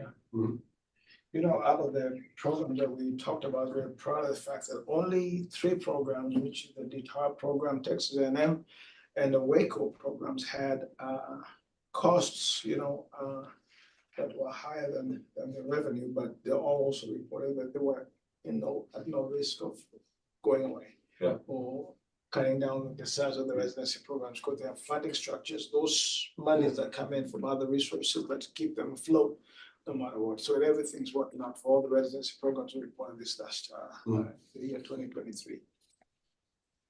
And I think it just gets really muddy. Thinking the example I'll use is the medical school support. There's 3 or 4 programs on that list that reported $0 Yeah. that I happen to know have contracts with my institution. Now, the contract's not between our institution and the residency program. Right. It's with, you know, a related entity, but, you know, those funds flow to support faculty salaries and other things that benefit the programs. So I think that's where we lose clarity. Yeah.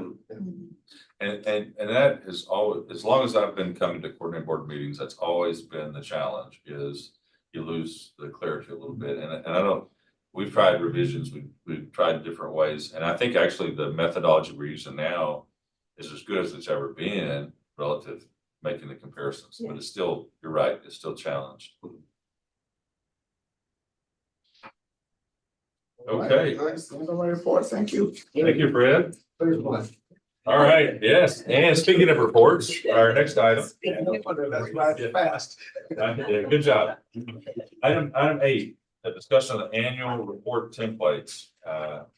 And less is more, maybe, is our theme there. Ernest will provide an update to us about the work that's done to try and winnow that down a little bit and make it a little easier on the program directors. Ernest, you want to go ahead? Sure. And yes, less is more, but I want to make sure that the committee kind of works through this. And as we review these, keep in mind that with what we've done to streamline these reports and then make them less of a burden and frustrating, that if we're capturing enough information to support you all as a committee to make these decisions and have these discussions. So just, as we're going through this, just make sure that we're keeping that in mind, that even though we've eliminated questions, for example, for the written report, that we're still capturing what we need for the legislature moving forward to make a better representation of the overall program and the progress that we're doing. So in looking at these evaluation pieces, the subgroup, of course, eliminated questions that were not relevant anymore to the written report. Of course, I don't have a list of those questions that were eliminated, but in keeping with the same format, you'll see it, and these are also included in the packets. And I apologize that the page numbers are not correct. They didn't make it through the final version. So these are the tail end of the materials packet. But as you see, it's the same format as of now. I didn't want to do too much in terms of the overall format because we're moving to a new grant management system. If Cindy's on the call, she might be able to speak to that. But we're currently going through, I'm assuming it's hopefully the end stages of the procurement process to secure a grant management system that the programs will be utilizing, I believe, in the next couple of months. And thankfully, this program, along with GME and one other, made the cut as the initial, the inaugural programs to go into the system. What that looks like, I don't know yet. All I know, it's supposed to make our job as grantees and grant managers a lot easier in terms of the overall process with the allocations going out, communications, monitoring compliance, and a one-stop shop for all of the coordinating board related grants that institutions, or in this case, residency programs, receive. You'll be able to access one area of our system and see if you've gotten money for GME and family practice. They'll have certain dashboards to that effect, but I haven't been part of those discussions. Cindy is actually on that governance committee that's led the charge in securing the software and kind of going through all the motions and getting us prepared for the actual implementation. And we're not just now starting initial meetings to kind of see what this project's going to look like. So hoping for the best. I mean, we haven't had this at all, with the new executive group. They've done a tremendous job over the last 4 years in a short time to kind of get us into the times, with regards to software and programming. So this is a big step that we're hoping is a win for all. So again, the written report, not much different than we've seen in the past, other than we've trimmed out a couple of questions. So with that, like I said, this might look different in terms of the layout in December. I'm hoping that by then we'll be up and running with the system and you'll have more of an automated kind of interaction with the report, but it'll be similar information that you've seen in the past with regards to the question that we've omitted up until now. Any questions so far? I believe Mark had a question. Yeah, actually a question about the first question. I'm not sure I understand why we need to break it out by first year and total in terms of approved positions. Any advantage to that? Because in fact, the ACGME does not really approve you for 8 first-year positions, or for an 888 program. They approve you for 24 positions. I think it's the JPS question. It could be, yeah. And this is, like I said, this is a report that we've carried over for years. So again, that may have been a question when things are more relevant at the time, and something that we may need to work on to revise. Again, these are kind of work in progress. Question, because we're not approved. It's not ACGME approved for 8 for that number. But how many do you offer?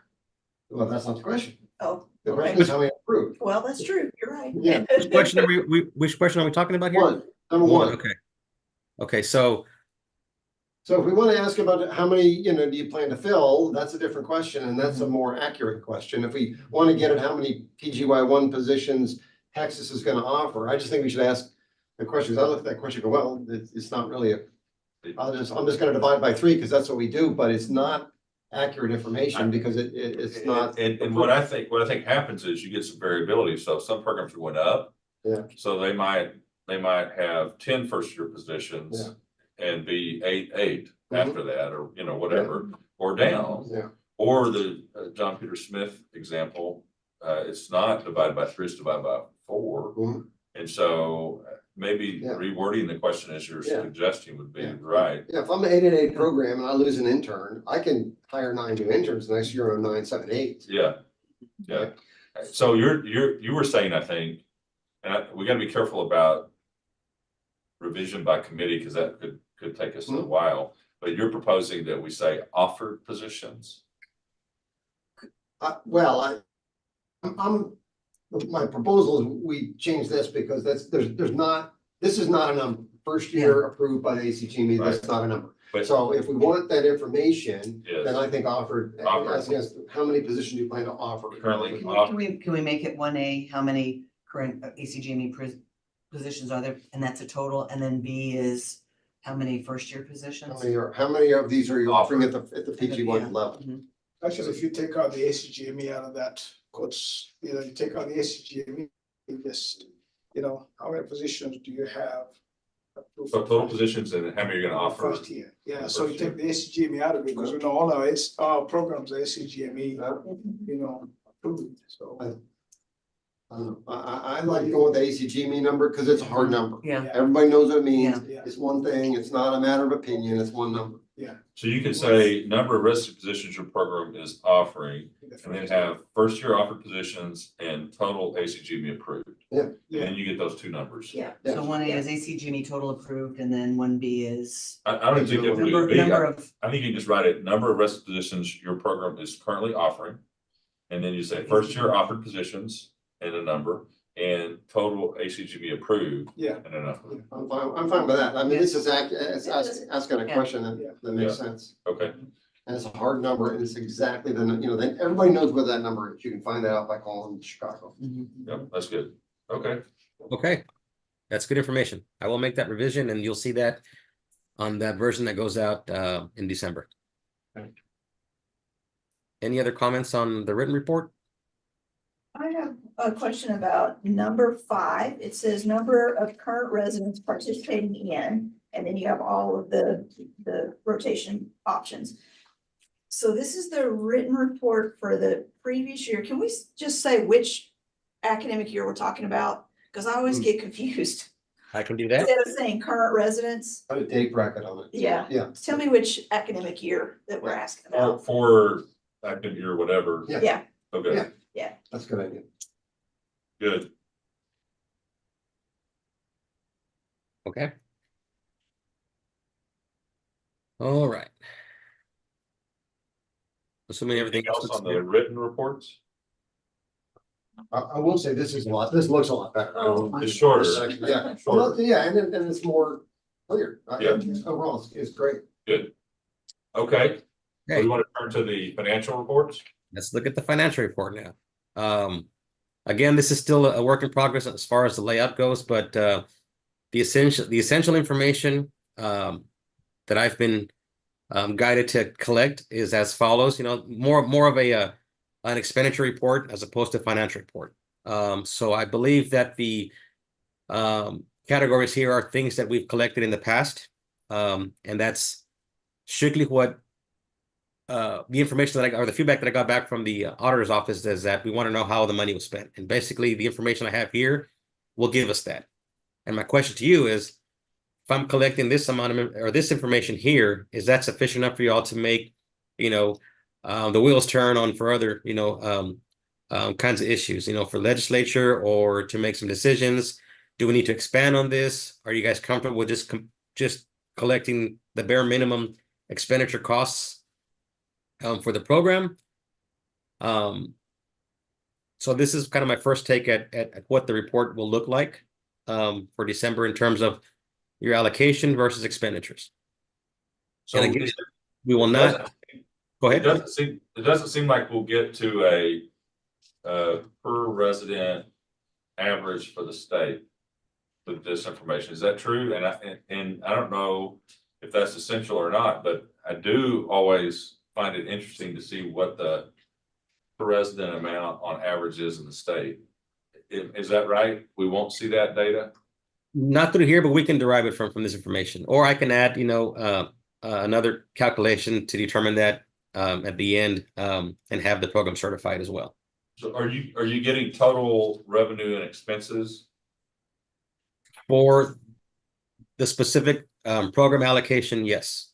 Okay, So So, the- so essentially, what'll go out will be a pre-populated allocation amount based on your operational grant and if whether or not you received any of the support grant money. And then it's up to the program to fill in the blanks and how that pot of money was spent. I believe that in terms of, you know, my work and what I do with the reports, all the information on hospital expenditures, you know, patient revenues, that did not serve me any. And honestly, putting that together for you guys, it was more of a report for you all. And what I understood was that that was just kind of a big undertaking for the programs to put all that information together. Another thing is that information I cannot validate with anything. It's all self-reported. Yeah. So what you see is what you get, you know, and often you'll see some of those thresholds from the summary report are skewed, and that could be because things are misreported, different offices are working on the report. And those thresholds and categories were put together by the folks from the old guard, you know, Dr. Gertz and Dr. Hawkins, who I believe were also MBAs. You know, at the time they probably wanted to see this extensive of a report for, you know, for their purposes, you know. But well, so here, Yeah. Around that. yeah. So Well, here's my part, I guess. here's my question, and Good it's for writing you guys, it's for you guys in the room. How hard is it to get big picture financial information at your institutions? Is it hard? It's impossible to report anything accurate. Yeah, Very difficult. Yeah. And I think as we see, everybody's, you know, because of the relationships and the contracts, all over the place. it's kind of hard to interpret. So, Yeah, it just depends, because we have through Yeah. the hospital system. I like the idea of trimming it down. I mean, I think trying to concentrate on, I think what we want from this is for the money that we've talked about earlier and we voted, that's how much people are gonna get. I mean, so this goes to the institutions and then it goes to their, you know, basically they're the bookkeepers, accounting people, and they're gonna put this much against salaries, and there's a bunch of different things you can put it against, right? And so that's what gets accounted on here. So that's gonna be different for each place too, which is, I think, fine. Yeah. how hard is it to get that information? Do you think That's that's easy, easy because we to have to do? account for where the grant funds go. Yeah. Yeah, and that's the purpose of this, really. Yeah. It's Yeah, just yeah. account for the grant. Yeah, and then, you know, I go to one person, I go, okay, so at the end of the year, that number's gotta be zero. You gotta spend all that money, put it somewhere, put it against salaries, so I think we want something that says that. And then that gives this group accountability for where all that money went, and somebody says, where did that money go? Well, you know, here it is, and here's when, then Lubbock went here and San Antonio went here, so I think this is much tidier in terms of what we get, and whether or not it's hard to get, I think that's we're obligated to come up with that. When, And it very clearly states, you know, allowable cost categories and then what's not. Yeah. Yeah. Do we, I mean, do these other things, because these aren't allowable by the grant anyway, do we need these things? Like Which medical ones? and office supplies, travel, authorized equipment. If they're Well, not- they're allowed, you put those in the budget request. Oh, okay, because I thought things like equipment specifically was not Different limits, allowable. it's, what is it, like anything that's over $1,000 or $2,000? $2,500 what the committee has approved Okay. in the past. So I think you want a report that shows how everybody gets the zero, although I think if we try to summarize that, in some places, they put a lot of it against salaries, in other places, they put a lot of it against something else, and I don't think that, I think that's gonna be fine. how meaningful is that? I don't think it'd be meaningful Yeah. to do a big summary, Yeah. but I think each program showing how they got to zero is probably what we really need. Moving away from information more toward the accountability of the dollars is really what we're saying. Yeah. And this looks like this achieves that. Mhm. Is everybody good with that? I love it. This is gonna turn my, 6-week process into a much shorter time frame. Manageable? Okay. And in all fairness, this is the only grant program that collects this level of details, you know, when it comes to a financial report, you know. That's curious, isn't it? Yeah. So I think it's a good move. It is. And I think folks will be happier. Ecstatic. This item is only informational, so we're not taking action today. No. And I just kind of But we wanted are to get, moving forward with these changes. yeah, so if I'll make the changes to the written reports, and as long as we're okay with how these read currently, then I'll go ahead and start working on kind of some final products. And again, I don't know if these will be a PDF fillable form or we'll actually have a system that you can actually either import or through automation get this information to me. So that's still kind of a work in progress. If we have some time and if Cindy's willing just to give us an update on that system, we can. Otherwise, we can move on. Dr. Reagan? You bet. Do you have a I question? would, yeah, so we will be able to use this format for this upcoming grant cycle that starts in September. Yeah, so I think the Awesome. final Yeah, negotiated rulemaking process, I think, is through the board, which is in October. Once that's approved, then I'm 100% confident, and I can guarantee you guys that what you'll see in December in terms of what we're requiring for deliverables will be the written report and this new version of the expenditure report. No audit will be needed, and that'll be specified in the contract that you guys will sign in the next couple of months. And you'll see that language in that contract that details these two reports only. so the grant application for August will just be the usual format and then the expenditure report in December. Yeah, so I don't think Whatever that is. I don't think Will we'll be in the this system. format. Okay. Yeah, I don't think we'll be in the system soon enough to get you guys an automated application form. So it'll be similar to what you've seen in the past. I think right now I'm using Smartsheet for that form. I'm still kind of toying. I'm talking with my legal and my auditing group as far as the budget, because with this new expenditure report, I'm going to separate the budget to be more in line with once the allocations are drawn up and approved, the actual allocations, then you'll receive a pre-populated budget with that allocation amount. And my plan is to have that budget go out with your agreement and come back at the same time. So you'll sign your agreement, you'll fill out your budget form based on those accurate dollar amounts from that allocation once we run it. And then you'll sign that agreement based on that budget. And at year end, that budget should align with this expenditure report for the next cycle, of course. And a year from now, if you decide this needs to be improved, what's the process for that? Can you just change it based on that, or is there a process for that? I'll change it with the committee's recommendations today to be able to do so. Okay. So with that, I think that we ought to consider that as a formal item in the future, is a review of our assessment of the two reports. If it's, if it's meeting muster or if we need to continue to revise. Yeah, and if a year from We now, have the spirit of what we're trying to accomplish, so that's good. yeah. And again, if a year from now, if we decide that this didn't work and we need to go back to the drawing board, I will. And I'll get you guys exactly what you guys need so that you guys have a good working product. And there are no major concerns with what we've given you all for reporting tools. That's good. Okay. Thank you. Yes, sir. Nice move. We're getting thumbs up all around, so that's good.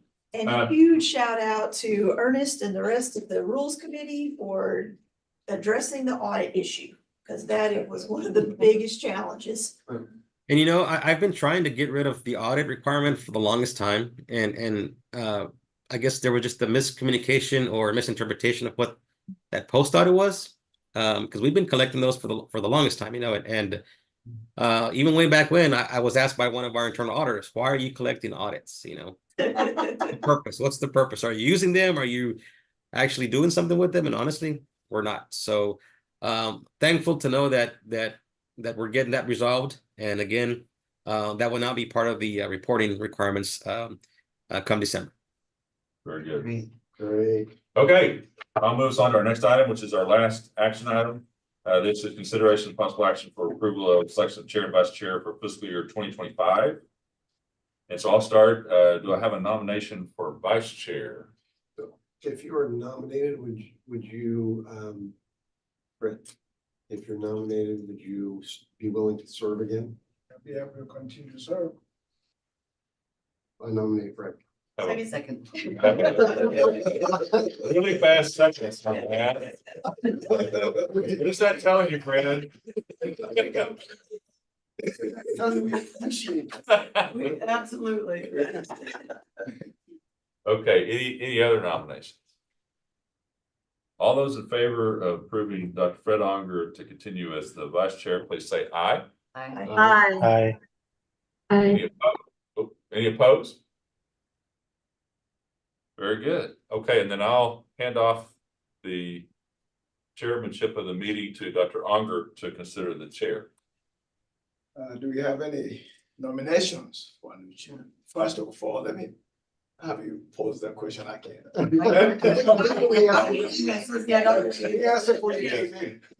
okay. So I asked Dr. Reagan if he would be willing to continue to serve, and he said yes. So I would like to move that we nominate Dr. Reagan to continue as chair.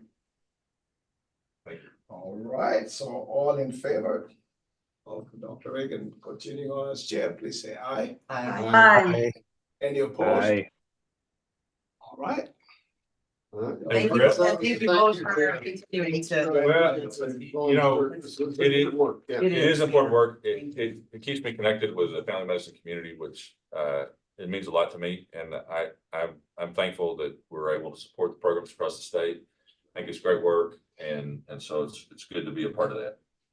Okay, we're down to item 10, which is consideration and discussion of future agenda items and meeting dates. We've already identified several agenda items we want to move forward, and I saw Ernest taking notes on that, so I think I'm pretty confident we'll have those included. Anything else that we need to include as an agenda item? No, Is it the usual review of the report? I think all that we as we were going along, we kind of created a parking Yeah. lot of items that we're going to Okay. include. I think those are included. Ernest, do you want to walk through those real Yeah, quick? so- Here's so- them. Remember, next year will be a legislative session. So usually we're asked to do two if we need to have two meetings. So my first question is, do you feel as a committee that we need to have two meetings next year? April being the first meeting, and then of course, once the session ends, possibly a June meeting. I think it's helpful to have those meetings around the sessions if y'all are agreeable. Yes. Okay.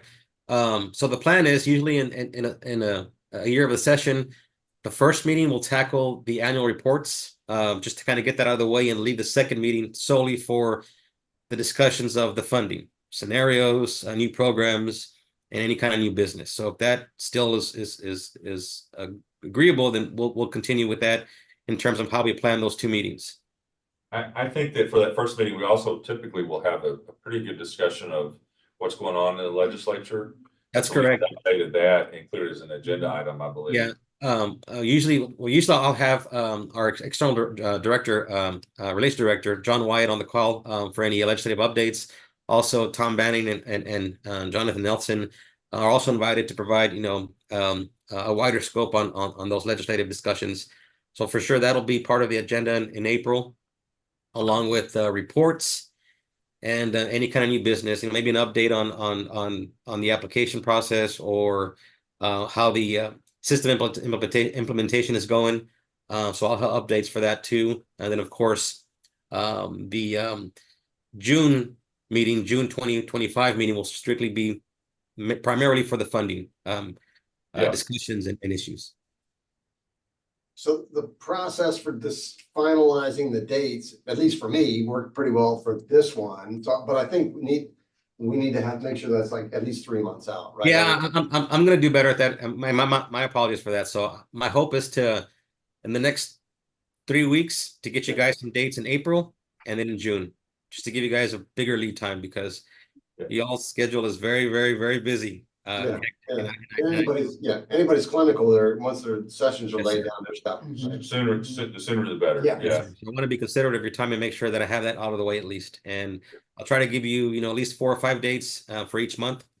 And in the past, the Wednesdays seem to work good. Hopefully that's still the same this next year. But if not, then we can shoot for a different day. But I will plan on giving you 4 Wednesday dates from 9 to 12. Both in So April and June. Wednesday's still good, Ernest. So I think we can stick with that. That's good. Okay. Let's see here. So as far as meetings and agenda items, I think we've got that covered. That's all I have as far as new business. Honestly, as far as summer reports, I don't know if Dr. Unger is going to have much to report on because we're going to have less data, we'll still have some meaningful data report, and I'll see what I can put together in terms of some summaries for you all. And again, if we have to expand on this version of the report, we will. But the goal is to ultimately get you guys something that's meaningful as a committee to make decisions, and of course to push to the legislature. Hey, this is the data that we're collecting, and we're seeing some trends here and there. I just want to make sure that we've got enough data pieces for you all to be able to advocate for the program. Yeah, it occurs to me that we might move some of the financial questions we have to the written report and have that be a narrative of what are your concerns or that kind of thing. And we might get a better look at that, but it's in the process. I think we got a good first step for that, so that's good. And again, these pieces are evaluation tools after the fact. So, how are we evaluating the programs? What information do we need to collect to make sure that evaluation is meaningful, both in the narrative side and an expenditure report side. Yep. Very good. Well, I think that does bring us to the conclusion of the meeting. Time is what, 11:03. And so do we have a motion to adjourn? So moved. A motion and a second. All those in favor say aye. Aye. Opposed? Motion passes. So we're done. Thank you all for your service. Thank you all very much. Thank you. Thank you all so much. Thank you. Thank you. Say, I don't wanna jump, what happens? Well, I think it's important. I mean, I'm willing to do it, but I'm happy with you doing it. You want us to hang out here? Then there'd be a really pregnant